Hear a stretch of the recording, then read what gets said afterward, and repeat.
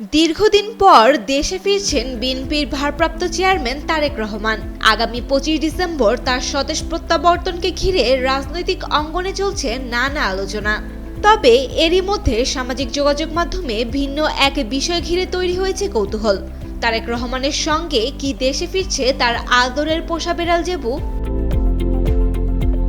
জানা গেছে 7 বছর বয়সী সাইবেরিয়ান ব্রিডের বিড়াল জেবুর জন্য পাসপোর্ট সহ প্রয়োজনীয় সব আনুষ্ঠানিক প্রক্রিয়া এরই মধ্যে সম্পন্ন করা হয়েছে। ফলে তারেক রহমান পরিবার সহ পোষা এই বিড়ালটিকে সঙ্গে নিয়েই দেশে ফিরছেন। টানা তৃতীয়বার অর্জন করেছে দেশের সেরা সুপার ব্র্যান্ড স্বীকৃতি Bashundhara tissue.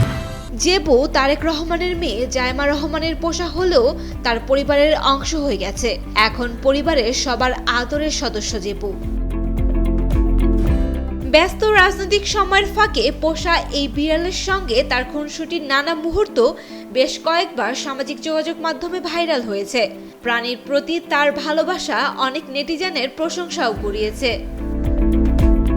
Sayem Akter, Daily Sun.